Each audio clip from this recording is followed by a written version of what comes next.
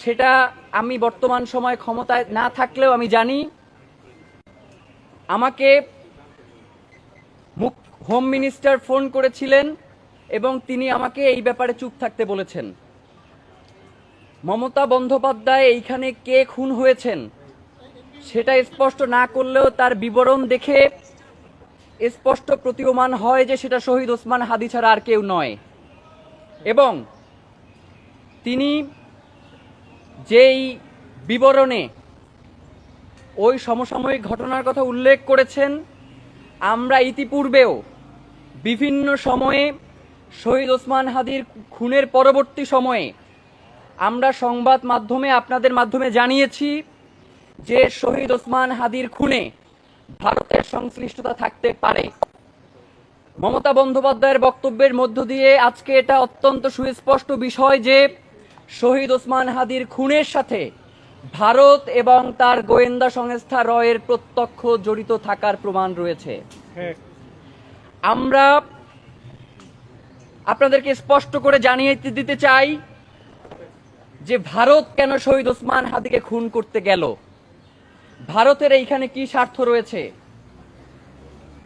আপনারা জানেন 2024 সালে জুলাই গণ অভ্যুত্থানের পরে বাংলাদেশের স্বাধীনতা এবং সার্বভৌমত্বের প্রশ্নে যেই ছেলেটা ছিল আপোষহীন, যার কণ্ঠস্বর ছিল বাংলাদেশের মানুষের পক্ষে, যার কণ্ঠস্বর ছিল বাংলাদেশের আজাদির পক্ষে, যিনি বাংলাদেশের স্বাধীনতা সার্বভৌমত্বকে রক্ষা করবার জন্য নিজের বুক টান টান করে তার স্বাধীনতা সার্বভৌমত্বের জন্য নিজের পতাকা সামনে নিয়ে দাঁড়িয়েছিলেন, সেই মানুষটা হচ্ছেন শহীদ ওসমান হাদী।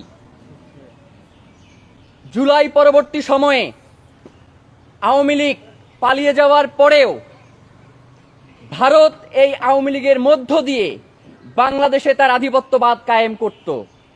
সে এই আওয়ামী লীগের মধ্য দিয়ে বাংলাদেশে তার ব্যবসা বাণিজ্য থেকে শুরু করে করিডোর ট্রানজিট সকল ধরনের আধিপত্য, সামরিক খাত, এইগুলোর নিয়ন্ত্রণ সে এই আওয়ামী লীগকে ব্যবহার করত, যার কারণে ভারতের জন্য একটি মাথা ব্যথার কারণ হয়ে দাঁড়িয়েছিলেন শহীদ ওসমান হাদী। এখন এই হত্যার পরে যখন আমরা ভারতের এই প্রসঙ্গটা টেনে আনবার চেষ্টা করছিলাম, তখন বাংলাদেশের একটা মহল আমাদেরকে বারংবার বিতর্কিত করবার চেষ্টা করেছে এবং আমরা যারাই শহীদ ওসমান হাদীর এই খুনিদের ব্যাপারে কণ্ঠ উচ্চারণ করছিলাম, কণ্ঠ জোর করছিলাম, তখন তারা আমাদেরকে বিভিন্নভাবে বিভিন্ন ট্যাগ দিয়ে এই লড়াইকে, এই খুনের বিচারকে বাধাগ্রস্ত করবার চেষ্টা করেছে। সুতরাং আমরা আজকের এই দিনে মনে করছি যে ভারতের সাথে সাথে যারা এই বাংলাদেশে বসে আমাদেরকে এই খুনের সাথে সম্পৃক্ত করে খুনিদেরকে সেফ এক্সিট দেওয়ার চেষ্টা করেছে, তারাও এই খুনের সাথে জড়িত রয়েছে। প্রিয় ভাইয়েরা, গতকাল মমতা বন্দ্যোপাধ্যায় একটা কথা স্পষ্ট করে বলেছে, তিনি কিন্তু একবারের জন্য বলে নাই যে ইন্ডিয়া উত্তাল হবে। তিনি বলেছেন এর পিছনে যারা রয়েছে তাদের নাম প্রকাশ হলে বাংলাদেশ উত্তাল হয়ে যাবে।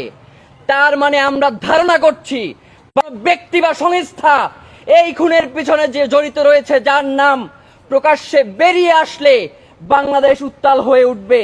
সে এমন ব্যক্তি হতে পারে যে রাষ্ট্রীয় পর্যায়ে নীতি নির্ধারণী ঠিক করেন, বা এমন সংস্থা হতে পারে যারা বাংলাদেশের স্বাধীনতা সার্বভৌমত্ব বিকিয়ে দেওয়ার জন্য ভারতের সাথে আপোষ করে বসে আছে। প্রিয় ভাইয়েরা, শহীদ ওসমান হাদী, আপনারা যদি এখনো মনে করেন যে শহীদ ওসমান হাদীকে শুধুমাত্র আওয়ামী লীগের বিরোধিতার কারণে হত্যা করা হয়েছে, তাহলে আপনারা ভুল করছেন।